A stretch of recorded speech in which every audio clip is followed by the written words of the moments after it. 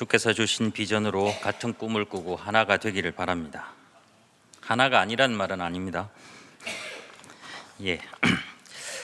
매년 5월이 되면 저는 조금 감회가 새롭습니다. 왜냐하면 저는 5월 달에 안수를 받았기 때문입니다. 장현 목사님이 4월 달에 안수를 받았는데 해마다 5월이면 벌써 2000년에 제가 안수를 받았으니까 18년이 되었습니다. 그 전에 대학을 일반대를 가야 하나 신학대를 가야 하나 고민하고 있을 때 많은 분들이 신학대를 가기 전에 일반대를 가서 세상의 지식을 공부하는 것이 더 좋을 것이다 라는 이야기를 해 주었습니다. 하나님의 말씀을 전하기 위해서는 말씀을 아는 것도 중요하지만 세상을 알아야 된다라는 이야기였습니다. 유명한 신학자인 칼 바르트는 설교자는 한 손에는 신문을 그리고 한 손에는 성경을 들어야 한다라고 말했듯이 그만큼 성경만을 아는 것 그것이 다는 아니다 혹은 세상을 아는 것이 훨씬 더 좋지 않을까 하는 이야기일 것 같은데 아무튼 그런데 저는 세상 물정도 모르는 목회자가 되었습니다. 왜냐하면 신학대를 먼저 갔기 때문입니다. 그래서 저는 일반 세상 사람들의 사정을 지금까지도 잘 모릅니다. 그래서 많은 사람들이 저를 불편해할 수도 있겠지만 그래도 세상을 잘 모르니 어떡하겠습니까? 세상을 잘 모르고 성경만 아는 것이 다는 아니지만 그러나 세상을 너무 알아 말씀을 놓치는 경우를 저는 많이 보았습니다. 같이 신학을 전공을 하고 지금은 일반 직장을 다니는 친구가 한 명이 있습니다. 가끔씩 만나면 세상에 사는 사람들이 열심히 일을 하는데 정기적으로 11조를 하는 게 얼마나 어려운지 저보고는 그것을 모를 거다라고 이야기를 합니다. 다시 말해서 목회자들은 세상 사람들이 얼마나 열심히 일하고 힘든 가정에서 10의 1조를 드리는지 이해를 못한다라고 이야기를 하였습니다. 그렇습니다. 저는 잘 모르겠습니다. 만약 제가 그 사정을 알았다면 어떻게 할까요? 11조 하는 사람들을 찾아다니며 감사합니다라고 제가 인사를 드려야 할까요? 아니면 그렇게 신앙생활을 하는 것을 칭찬해야 할까요? 아무튼 저는 잘 모르겠습니다. 사실 목회를 하다 보면 이 교인들이나 분들 교회 사정이나 이렇게 사정을 알면 알수록 약해지는 게 사실입니다. 모르면 괜찮은데 하나씩 알게 되면 마음이 참 약해집니다. 이 사정 저 사정 듣다 보면 구역장 하라 말도 못하고 예배에 오라 말도 못하고 그죠? 그래서 차라리 모르는 편이 낫지 않을까 하지만 모르고 하는 것보다는 알지만 그래도 하나님께서 원하시는 것을 정확하게 전하는 것이 낫지 않을까 아직까지도 그렇게 저는 생각하고 있습니다. 그래서 여러분들의 사정이 얼마나 어렵든지 우리의 교회 사정이 얼마나 어떻게 되든지 간에 그 사정에 따라 말씀이 달라지는 것이 아니라 사정과 상관없이 저는 이야기할 겁니다. 그래서 많은 사람들이 저보고 까칠하다라고 이야기하는데 어쩔 수 없습니다. 하나님의 말씀은 세상이 어떻게 돌아가는지에 따라서 바뀌는 것이 아닙니다. 성경에는 세상을 몰라서 잘못된 사람은 한 명도 없습니다. 오히려 세상을 너무 잘 알아 잘못된 사람들 투성입니다. 세상을 너무 잘 알면서도 동시에 하나님의 말씀을 몰라 구중을 들었던 사람들이 참 많이 있었고 그것이 문제가 되었습니다. 사실 오늘 말씀을 보면 예레미야에게 하신 하나님의 말씀인데 그 말씀의 내용보다는 그 말씀의 대상을 먼저 보면 우리가 좀 이해하기 쉽지 않을까 합니다. 아무튼 하나님의 말씀은, 예언자를 통한 하나님의 말씀은 그렇게 좋은 말이 아닙니다. 듣기 썩 불편한 말들 뿐입니다. 2절에 보면 하나님께서는 이렇게 이야기합니다. 여호와의 성전뜰에 서서 유다 모든 성읍에서 여호와의 성전에 와서 예배하는 자에게 내가 내게 명령하여 이르게 한 모든 말을 전하되 한마디도 감하지 말라 하셨습니다. 여호와의 전에 들어와 예배하는 사람들에게 하나님의 말씀을 전하라고 했는데 무슨 말씀을 전해야 할까요? 아이고, 고생하셨습니다. 얼마나 힘든데 이렇게 예배까지 참석해 주셔서, 그죠? 여러분들이 듣고 싶은 이야기가 아닐까 생각이 됩니다. 딴 사람들은 세상이 좋아서 이 시간에 다 지금 놀러 갔는데 토요일, 주일, 내일까지 3일 연휴라서, 그죠? 어디 외국에 가신 분들도 있을 테고 어디 다 멀리 가신 분도 있을 텐데, 여기는 갈 수 없는 분들이 모인 게 아니라 가고 싶지만 그걸 다 억누르고, 그죠? 이 예배에 참석하신 분들인데 어떤 말씀을 듣고 싶습니까? 아이고, 고생하셨습니다. 정말 대단합니다. 여러분들의 이 선택에 하나님께서 큰 축복이 있을 것입니다. 이런 말씀을 드리고 싶습니다. 그런데 오늘 이 말씀을 보면 예배하러 오는 사람들에게 정신 차리다, 축복의 말씀이라기보다는 정신을 좀 차리라라는 말씀의 내용입니다. 세상을 향해 해야 할 말을, 다시 말해서 이곳에 있지 않은 사람들, 예배에 함께하지 않는 사람들에게 해야 할 말을 오히려 하나님께서는 예배에 참석한 사람들에게 하라라고 말씀하고 계십니다.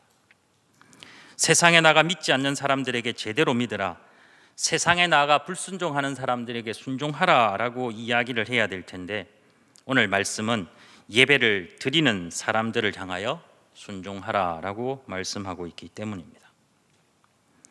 순종하지 않고 율법을 준행하지 않았다라는 말을 하나님께서는 분명히 하셨습니다. 예배에 참석하는 것이 쉬운 일이 결코 아닙니다.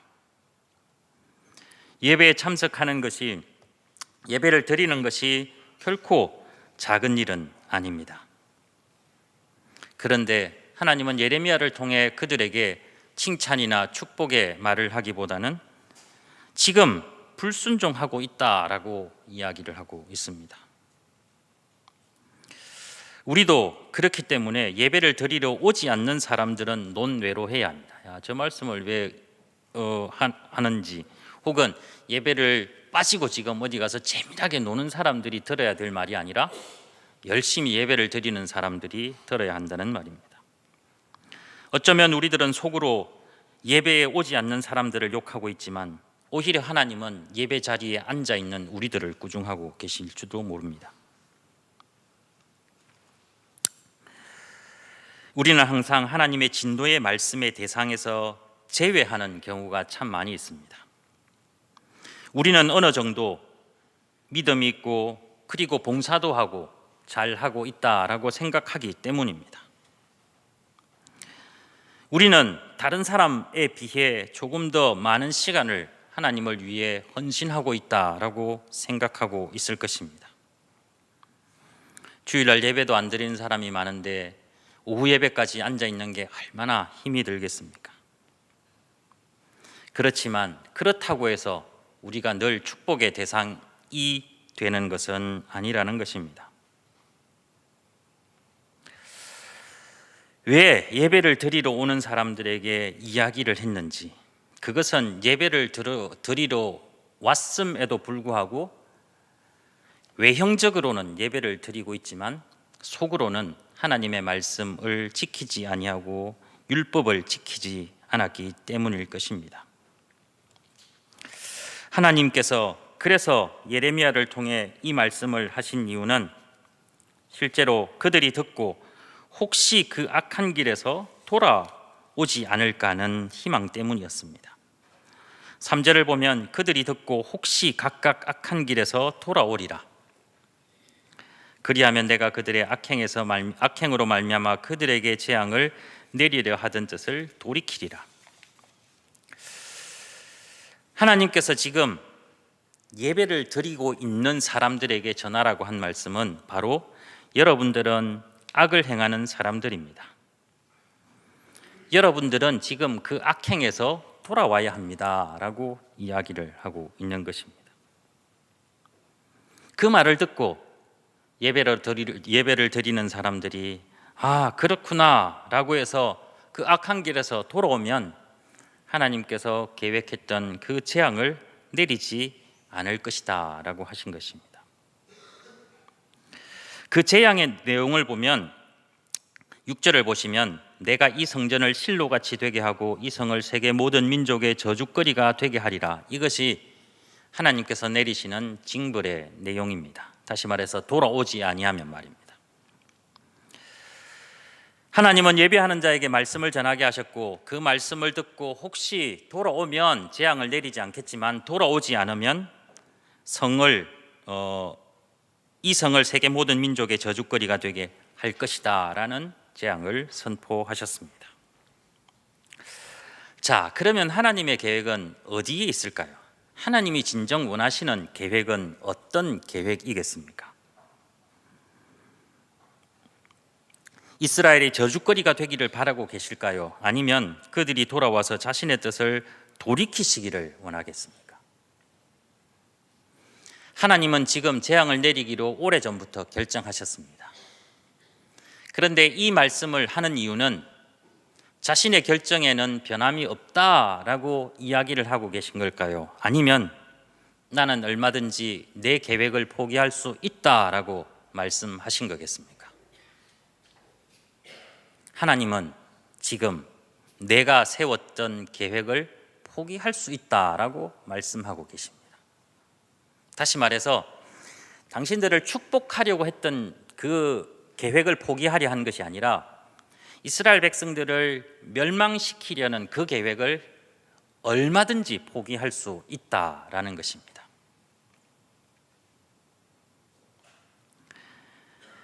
참 사람은 이상합니다. 자기가 듣고 싶은 것만 듣고 보고 싶은 것만 본다라는 말이 있습니다.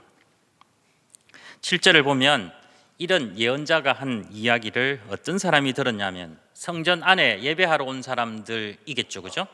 그들이 어떤 사람들입니까? 제사장들, 선지자들, 모든 백성이 들었습니다.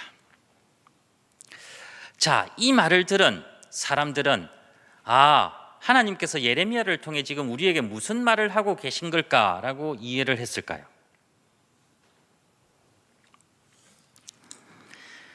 그 사람들은 예언자의 이 말을 듣고 어떤 것을 듣고 어떤 것을 잊어버렸을까? 설교를 잘하는 목사님, 잘하는 재미있게 하는 목사님이 있습니다. 그렇죠? 막 유머도 하고 개그도 하시고 재미난 이야기를 많이 해주시는 목사님들이 꽤 많이 있는데 잠도 하나도 안 옵니다. 그죠? 그리고 돌아서면 남는 게 있어요. 그죠? 뭐가 남죠? 재미난 이야기. 집에 가서 꼭 써먹어야죠. 그죠? 내가 교회 가서 들었는데 성경 말씀 하나도 기억 안 나고 그 목사님이 하신 재미있는 이야기. 예. 그래서 뭐 제 설교 들어가면 기억나는 게 하나도 없을 겁니다. 그죠? 재미있는 이야기도 없고. 아무튼 사람들이 서로 대화할 때 같이 직접 앞에서 이야기한다 하더라도 이해하는 것이 다르다라고 이야기를 합니다. 다시 말해서 여러 가지 10가지 이야기를 한다 하더라도 어떤 사람은 앞에 부분을 더 중요시 생각해서 앞에 부분을 기억하는 사람이 있는가 하면 어떤 사람은 뒤에 부분을, 어떤 사람은 중간 부분을, 이렇게 듣는 사람에 따라서 그 내용이 많이 달라질 수 있다는 말을 들었습니다. 여러분도 그런 경우가 있을 것입니다. 이렇게 이야기했는데 듣는 사람이 저렇게 이해했을 때 저 사람이 오해한 것이 아니라 내가 잘못 말한 것이 아니라 그럴 때가 있다라는 것입니다. 제사장들과 선지자들과 모든 백성들은 똑같은 말을 들었는데 이들은 일제히 어떤 반응을 보였냐면 8절에 보면 그들이 예레미야를 붙잡고 내가 반드시 죽어야 하리라 라고 이야기를 했습니다. 왜일까요? 예레미야는 2가지 이야기를 했습니다. 무엇이냐면 하나님께서 순종하라라고 하셨고, 그렇지 만약에 돌아오면 하나님께서 재앙을 내리지 않겠다. 그러나 돌아오지 않으면 하나님께서 이 성을 무너뜨릴 것이다 라는 두 가지의 이야기였습니다. 하나님께서는 무엇을 더 중요하게 이야기하였을까요? 예레미야는 어디에 더 방점을 두고 이야기했겠습니까? 분명 돌아오라라는 말에 더 큰 무게를 실었을 것입니다.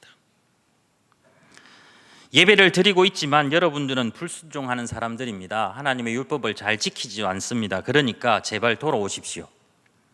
그 말을 더 중요하게 이야기했을 텐데, 이 사람들은 그 이야기를 듣지 않고 어떤 이야기만 기억하냐면 성전이 무너질 것이다 라는 말만 기억하였습니다. 그래서 화가 난 겁니다. 그래서 사람들은 예레미야를 붙잡아 그를 재판하려 하는 것입니다. 자신들이 불순종하는 것은 기억하지 아니하고 이 사람이 지금 성전이 무너진다라고 하니 하나님을 욕되게 한다라고 생각했던 것입니다. 예수님도 그 말씀을 하였을 때 똑같은 반응을 바리새인들이나 서기관들, 유대인들이 한 것을 기억합니다. 중요한 것을 기억하지 못하고 중요하지 않은 것을 기억하여 그것을 빌미로 예레미야를 죽이려 하였던 것입니다. 예배를 드리는 사람에게 성전은 참 중요한 장소임에는 분명합니다. 그러나 성전이 이스라엘 백성들이 아무리 잘한다 할지라도 성전이 무너질 것이다 라고 한 것이 아니라 돌아오지 않으면 성전을 무너뜨릴 것이다 라고 한 것뿐임에도 불구하고 이들은 예레미야가 성스럽지 못하게 성전이 무너질 것이다 라고 이야기했기 때문에 그들은 참을 수 없었던 것입니다. 이스라엘 백성들의 이러한 반응은 우리들에게서도 찾을 수 있지 않을까 합니다. 하나님의 말씀에 순종하지 않으면 이 교회가 무너집니다 라고 제가 말을 하면 어떻게 반응하겠습니까? 이 교회가 어떤 교회인데 하며 저를 잡으시겠습니까? 아니면 어떻게 하여야 하나님께 순종하는 것인지를 고민하겠습니까? 어떤 분들은 순종을 잘 하고 있는데 무슨 개 같은 소리냐라고 저에게 이야기할 수도 있겠지만, 예배에 참석하였기 때문에 참석하지 않은 사람들을 향하여 무슨 말을 하고 싶을 것입니다. 그런데 하나님은 여기 계신 여러분들에게 지금 말씀하고 계십니다. 우리는 우리의 손이 온전하기 때문에 잘하고 있는 것이라 생각합니다. 예수님께서는 마가복음 9장에 만약 우리의 손이 잘못하면 찍어버리라 라고 말씀하셨습니다. 장애인으로 영생에 들어가는 것이 두 손을 가지고 지옥 곧 끄지지 않는 불에 들어가는 것보다 낫다고 하셨습니다. 발이라도 그렇게 하라 하셨고 눈이라도 그렇게 하라 하셨습니다. 손이 하나 없다는 것, 그것은 수치스럽고 부끄러울 수 있습니다. 그러나 예수님께서는 두 손을 가지고 지옥에 가는 것보다, 다시 말해서 두 손을 가지고 성전을 지키기 위해 악을 행하는 것보다 차라리 성전을 포기하고 선을 택하는 것이 낫다라는 것입니다. 하나님을 믿는 사람들이 이런 수치스럽고 부끄러운 모습을 하기를 참 두려워합니다. 왜냐하면 우리는 축복을 잘 되는 것 혹은 성공하는 것, 부하게 되는 것 등 긍정적인 결과와 연결하고 있기 때문입니다. 그래서 손이 하나 없다라는 것은 손이 두 개 다 있는 사람들보다 조금 덜 축복을 받은 것이다 라고 생각합니다. 아니, 손이 하나만 있는 것보다 두 개가 온전히 있는 것이 훨씬 더 축복을 받은 것이다 라고 이야기를 합니다. 왜냐하면 항상 좋은 것과 연결시키기 때문입니다. 그래서 우리는 부정적인 결과에 대해서는 저주나 버리심 등으로 이해하여 잘못된 믿음의 태도를 보일 때가 참 많이 있습니다. 어떤 사람에게 결함이 있습니다. 그 결함은 부끄럽거나 수치스러운 게 아닙니다. 오히려 하나님께서 주신 축복일지도 모르기 때문입니다. 야곱은 야복 강가에 이르기 전에 그는 다리를 절지 않았지만 야복 강가에서 하나님의 사자와 씨름한 뒤에 그는 평생 다리를 절어야만 했습니다. 사람들은 그가 다리를 저는 것 보고 무슨 생각을 했을까요? 야, 참 저 불쌍한 사람이라고 생각했을까요? 네, 그렇게 생각했을 것입니다. 아무것도 모르는 사람은 말입니다. 야, 저렇게 돈이 많아봐야 뭐해? 저렇게 다리를 절고 다니는 거 얼마나 불편할까? 정말 아무것도 모르는 사람은 그렇게 이야기할 수 있지만 무언가를 알고 있는 여러분들은 다리를 저는 야곱을 향해 어떻게 이야기하겠습니까? 차라리 저렇게 다리를 절어서 얼마나 좋았을까? 그의 저는 다리는 실패의 상징이 아니라 은혜의 상징이었습니다.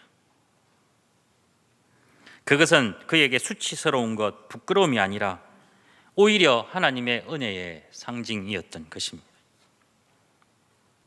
부함만, 건강한 것, 그런 것이 축복이지만 그런 것만 축복의 상징이 아니라 가난함도, 약함도, 부족함도 은혜의 상징이 될 수 있습니다. 성이 무너지면 좀 어떻습니까? 다시 제대로 세우면 됩니다. 무너지는 성을 부여잡고 그 성을 지키기 위해 애를 쓰다 보면 무너지는 성에 깔려 죽을 수밖에 없습니다. 그러나 성을 포기하고 하나님을 향할 때 우리는 오히려 하나님이 우리의 안전한 피난처이시다라는 것을 비로소 경험하게 될 것입니다. 무쪼록 하나님을 위해 하나님께 예배드리기 위해 나오신 여러분들, 항상 주의 말씀에 귀 기울이시기를 바랍니다. 세상을 몰라도 하나님은 제대로 아시는 여러분이 되기를 바랍니다. 세상에 나아가 실패하더라도 하나님의 말씀에는 성공하는 여러분 되시기를 바랍니다. 하나님의 말씀에 순종하다 손이 잘리고 다리를 절게 되어도 부끄럽게 생각하지 마십시오. 오히려 그런 몸으로 세상에 나아가 나는 하나님의 은혜를 입은 사람입니다 라고 외치며 사시는 여러분 되시기를 바랍니다. 그럴 때 하나님이 얼마나 기뻐하겠습니까? 여러분, 한 사람의 몸의 안전을 위해 교회를 버리지 마십시오. 나 한 사람의 안전을 위하여 하나님의 말씀을 짓밟지도 마시고 오히려 주께서 하신 말씀이 어떤 말씀이시든 간에 그것은 성을 무너뜨리기 위함이 아니라 성을 세우기 위함이라는 것을 기억하시기 바랍니다. 하나님께서 어떤 말씀을 하시든지 그 말씀은 모두가 다 우리를 재앙 속에 빠뜨리기 위함이 아니라 오히려 재앙에서 벗어나게 하기 위함이라는 것을 잊지 마시고 주님의 말씀을 늘 읽으며 교만하지 않기를 바랍니다. 예배를 이제 나오지 않아도 괜찮다라는 말은 절대로 아닙니다. 예배 나오니까 맨날 욕만 하고 그래서 싫다라고 하더라도 다른 예배에는 꼭 참석하시기 바랍니다. 아무튼 하나님은 자신의 백성들에게, 자신의 자녀에게 늘 꾸중하셨습니다. 우리도 하나님의 백성이기 때문에 늘 꾸중을 들을 수밖에 없습니다. 꾸중을 듣는 것은 우리를 축복하시기 위해 바로 세우기 위한다는 것을 꼭 잊지 마시고 하나님의 말씀에 순종하는 여러분 되시며 주께서 여러분들에게 원하시는 귀한 일들을 감당하시기를 간절히 소망합니다. 기도하겠습니다. 하나님